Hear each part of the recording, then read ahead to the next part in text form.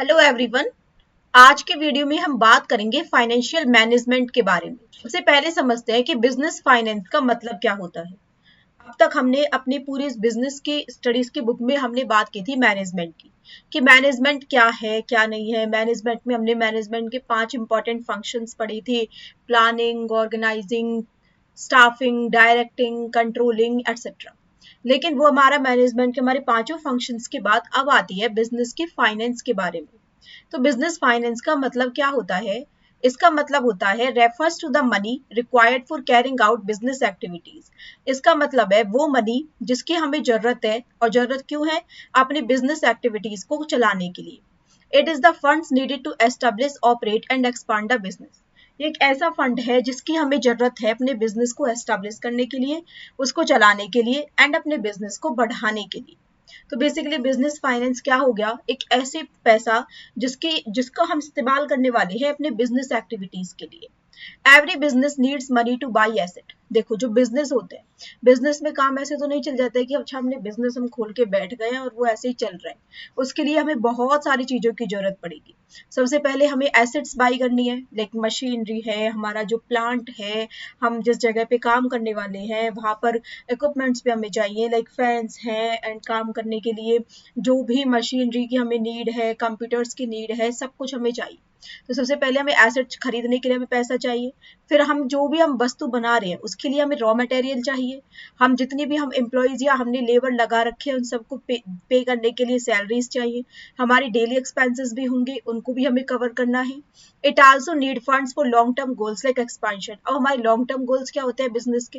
भाई हमें अपने बिजनेस को बढ़ाना है। पहले हम अपना बिजनेस करते थे कि हम एक दिन में हम 100 यूनिट्स मैन्युफैक्चर करते थे।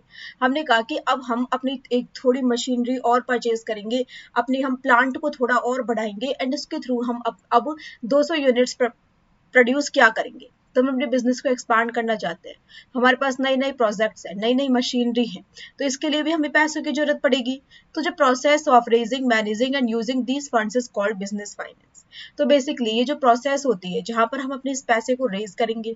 अब अकेला व्यक्ति, मैं अकेली बिजनेस करना चाहती हूँ, मेरे पास इतना पैसा नहीं है कि मैं इतनी सारी एसेट भी बाई कर लूँ, रॉ मटेरियल बाई कर लूँ, इतना पैसा हो कि मैं अपने एम्प्लॉयज की सैलरी भी पे ऑफ कर पाऊँ, कोई प्रॉफिट ना भी हो तो कैसे काम चलेगा। तो उस सब के लिए मैं क्या करूंगी? सबसे पहले मैं उस मनी को रेज करूंगी, फिर मैं उसे मैनेज करूंगी and using this funds is called business finance. In the absence of adequate finance, neither a business can be conducted in efficient manner, nor it's possible to expand it. अगर हमारे पास business finance अच्छी educate मात्रा में नहीं है तो हम business को अच्छे तरीके से कर ही नहीं सकते। क्या फाइनेंशियल मैनेजमेंट का हम कंसेप्ट समझते हैं कि हम किस प्रकार से अपने फाइनेंस को मैनेज करने वाले हैं। The major goal of any business concern is to make profit for its owners by selling goods और सर्विसेज। किसी भी बिजनेस का मेजर गोल, सबसे बड़ा गोल क्या होता है? कि हम अपने बिजनेस के लिए सबसे पहले हम प्रॉफिट कमा के दें for its owners by selling goods और सर्विसेज। अब इस गोल को हमें प्राप्त करने के लिए पैसों की जरूरत पड़ेगी। मेरे पास पैसा ही नहीं है, हम कुछ चीज का प्रोडक्शन कर ही नहीं रहे हैं, जब हम कुछ चीज बेचेंगे ही नहीं तो हमें प्रॉफिट होगा भी कैसे? तो हमें क्या करना है? अपनी प्रॉफिट कमाने के लिए चीजों को खरीदना भी पड़ेगा, तभी तो हम उनको बेच पाएंगे। तो इसके लिए हमें रिक्वायरमेंट है फाइनेंस की। In this context, it can be said that finance is the soul of any business concern. ठीक है, तो हर बिजनेस में 3 क्वेश्चन उठते हैं जब कभी भी फाइनेंस की बात होती है। सबसे पहला क्वेश्चन आता है, how much finance will be required for different business activities. हमारे बिजनेस में जितनी भी एक्टिविटीज होने वाली है उन सारी एक्टिविटीज के लिए कितने पैसों की नीड है। सबसे पहला क्वेश्चन ये आ गया। फिर क्वेश्चन उठेगा, how much of it will be obtain from different sources. भाई हमने डिसाइड किया कि हम एक होटल ओपन करने वाले हैं, उस रेस्टोरेंट के लिए हमें चाहिए होंगे 1 करोड़ रुपए। अब उस 1 करोड़ रुपए को हम एक ही जगह से नहीं उठा सकते हैं।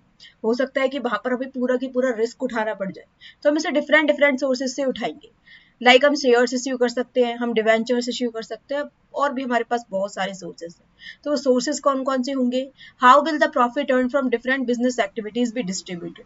अब हम जितना भी प्रॉफिट अर्न करेंगे डिफरेंट बिजनेस एक्टिविटीज में, वो किस प्रकार से डिस्ट्रीब्यूट किया जाएगा। तो ये सारे क्वेश्चन हमारे उठते हैं। Answer to all this question is inherent in financial management. अब फाइनेंशियल मैनेजमेंट में हम बेसिकली क्या करेंगे? इन तीनों क्वेश्चंस का ही हम आंसर करने की कोशिश करेंगे। ठीक है, अब रोल या इंपॉर्टेंस क्या है फाइनेंशियल मैनेजमेंट का?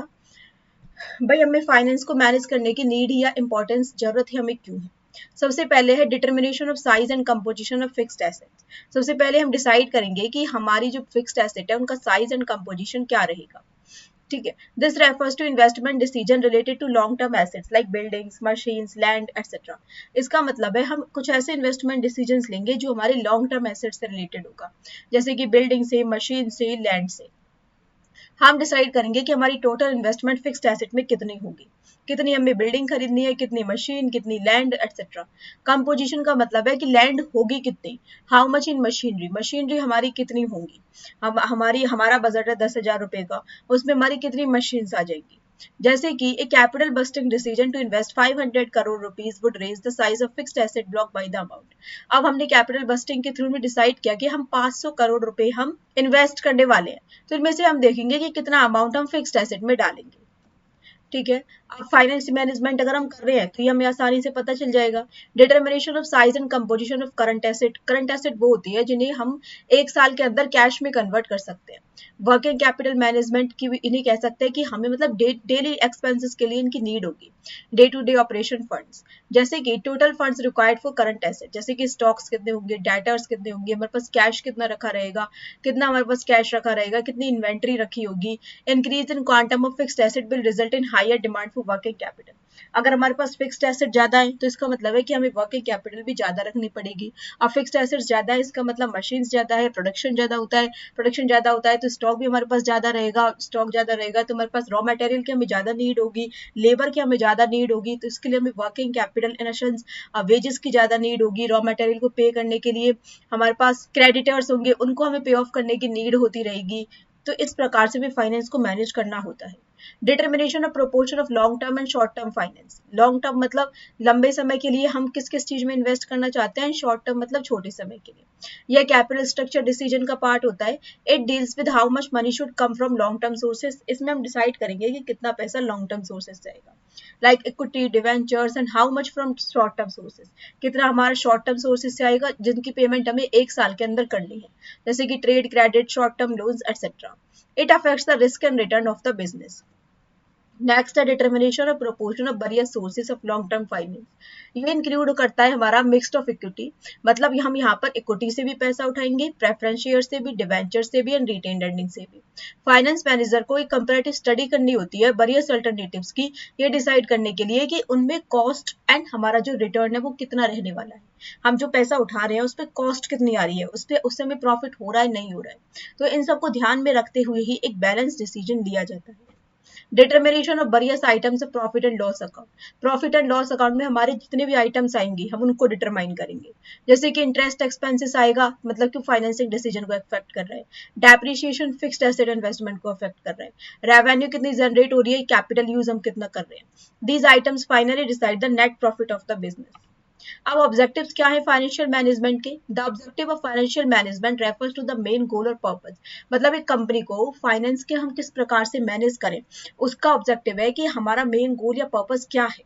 It means why do we manage money in business, हम पैसे को मैनेज करते ही क्यों है अपने बिजनेस में। The main objective is to make financial decision that help the company grow, run smoothly and increase value of its owners. अब main objective क्या होता है हमारे फाइनेंशियल डिसीजंस का, कि हम अपनी कंपनी को अच्छे से ग्रो करें, वो हमारी कंपनी स्मूथली रन करे, भाई हमारे बिजनेस में पैसा अच्छे तरीके से मैनेज कर रहे हैं। तो इससे इन्वेस्टर्स को भी लगेगा कि कंपनी कितने अच्छे तरीके से पैसे मैनेज करती है, इस कंपनी में पैसा लगाया जाए। ठीक है। हमारी कंपनी ग्रो भी होती है जब हमें पता होगा कि हम कहीं भी वेस्टेज नहीं कर रहे हैं, इसका मतलब हम अच्छे से एफिशिएंट यूज कर रहे हैं अपने फाइनेंसेस का। कंपनी ग्रो करेगी, स्मूथली रन करेगी, हमारी वैल्यू बढ़ेगी मार्केट में।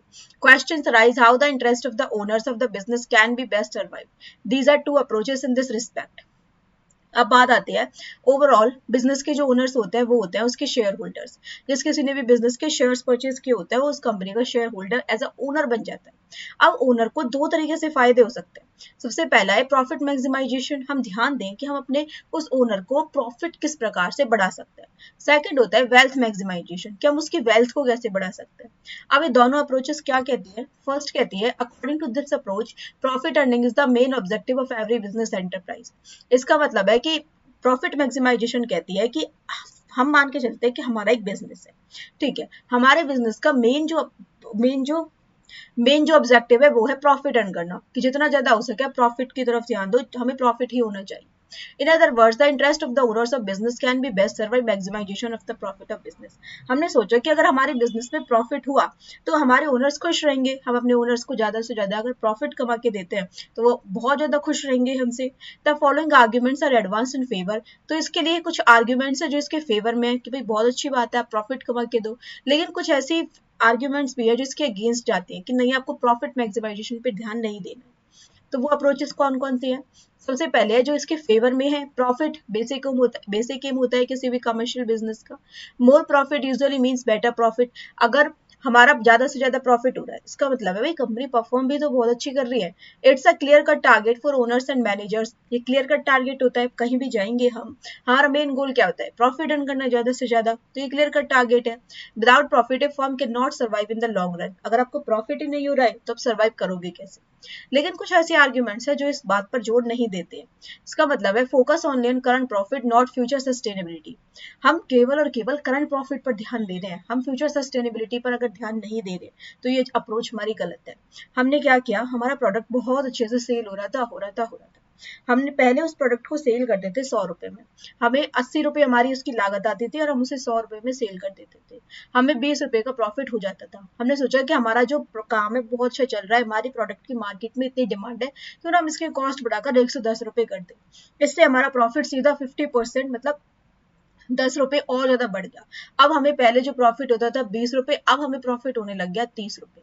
तो इस 30 रुपए की वजह से अब भी हमारी ठीक है हमारी डिमांड भी थी मार्केट में, लेकिन फिर एक साल बाद क्या हुआ, लोगों ने इस प्रोडक्ट को कम लेना शुरू कर दिया, लोग उस प्रोडक्ट को कम खरीदने लगे। क्यों? क्योंकि उसकी जो कॉस्ट थी वो हमने बढ़ा दी, जो कि हमारी कॉस्ट बिल्कुल नहीं बढ़ रही थी, लेकिन हमने मार्केट कॉस्ट उसकी बढ़ा दी अपने प्रॉफिट को ध्यान में रखते हुए। जैसे ही हम अपने करंट प्रॉफिट को ध्यान में रखा, हम फ्यूचर में सस्टेन ही नहीं कर पाए। तो बेसिकली हमारी जो अप्रोच थी कि प्रॉफिट को ज्यादा से ज्यादा मैक्सिमाइज करते रहो, ये फ्यूचर के लिए गलत साबित हो गई।